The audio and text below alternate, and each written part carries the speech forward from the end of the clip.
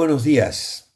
Estamos a jueves 12 de diciembre de 2024. En nuestra lectura anual de la Escritura nos toca leer hoy en Job capítulo 4 al 7, el Salmo 99 y en Apocalipsis 11. Vamos a meditar en Job capítulo 4 versículos 17 al 21. Acompañemos a Eli en su lectura. Job capítulo 4, versículos 17 al 21. ¿Será el hombre más justo que Dios? ¿Será el varón más limpio que el que lo hizo?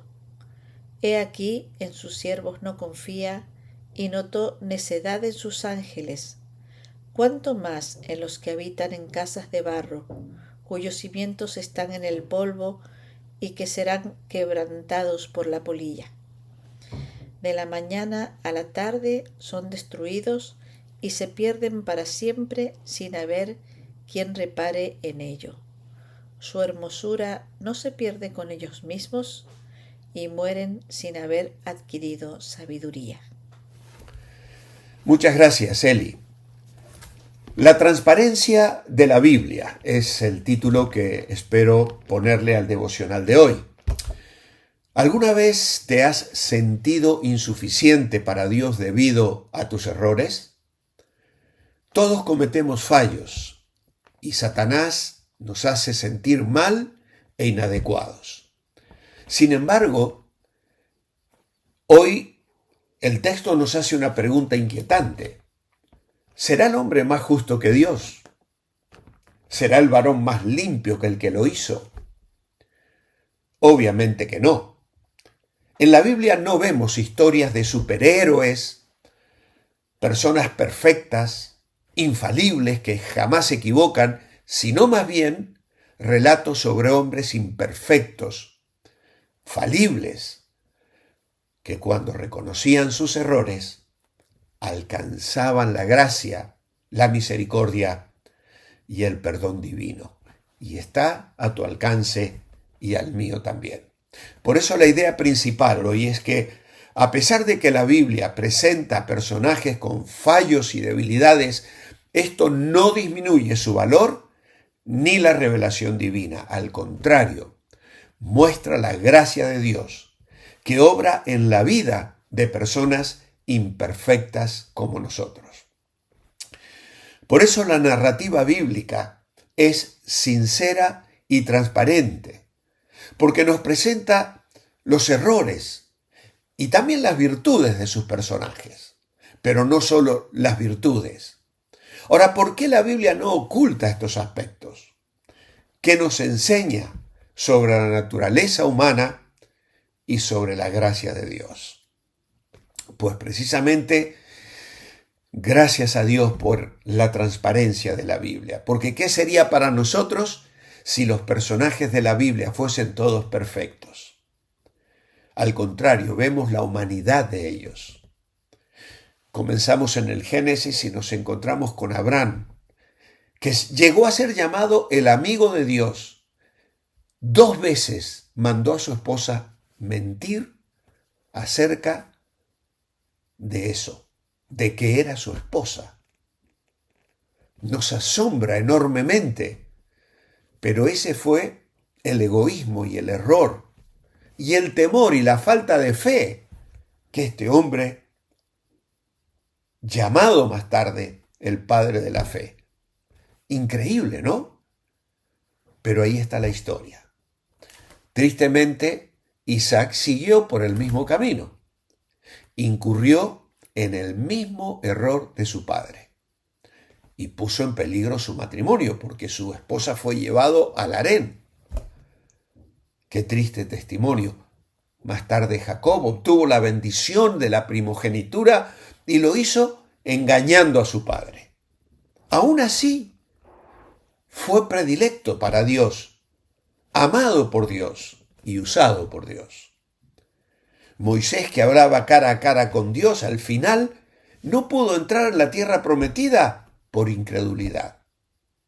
Porque a pesar de haber visto tantos milagros, enfadado, siendo el hombre más manso de la tierra, en lugar de hablar a la roca como Dios le había dicho, hirió a la roca, estropeando un simbolismo extraordinario, porque la herida de Jesús en la cruz del Calvario la sufriría una sola vez. No haría falta que Él volviese a ser herido, ni lo es, porque cuando tomamos el pan y el vino cada domingo, Jesús no vuelve a morir y a resucitar, ni volvemos a verle padecer. Lo hizo una vez y para siempre, y entró con sangre propia para cumplir el sacrificio eterno que hoy nos cubre y nos permite a nosotros venir delante de Dios.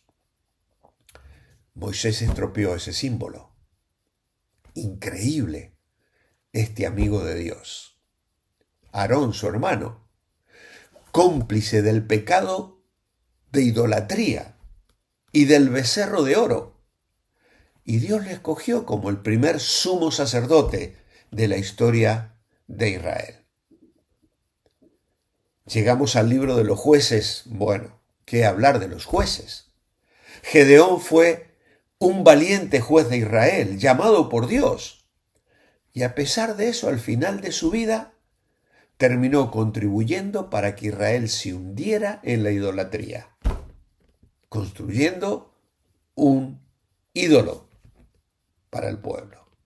Sansón, otro poderoso juez de Israel, tal vez el héroe más fuerte de la historia bíblica, sin embargo, vivió cometiendo pecado tras pecado, aun cuando Dios lo usaba. Pero claro, acabó como un juguete de los enemigos de Dios. David, un hombre conforme al corazón de Dios, sin embargo, cometió pecado de cruel asesinato y adulterio.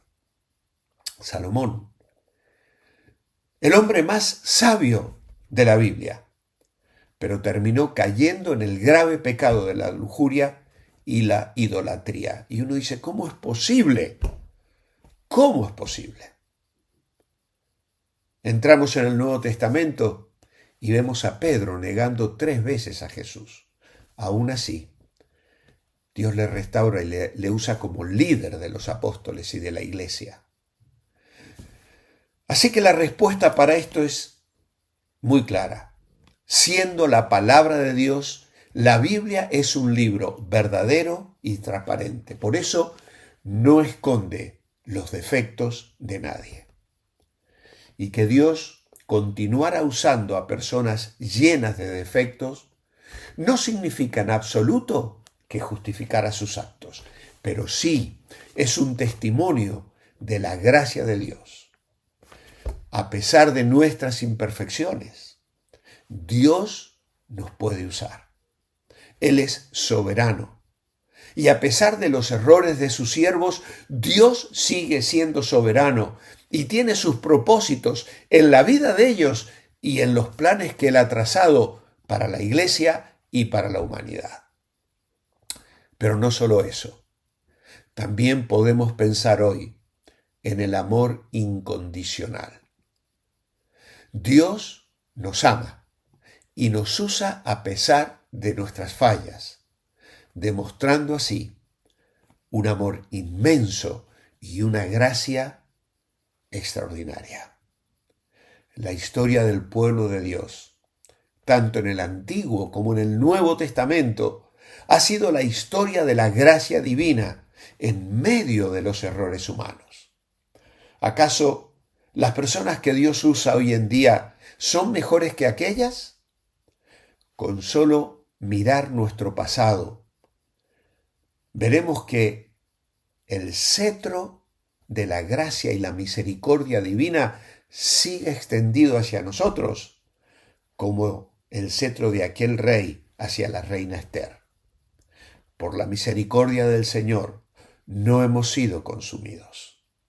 No somos mejores que ellos, y ellos no serían perfeccionados aparte de nosotros, dice Hebreos capítulo 11 y el versículo 40.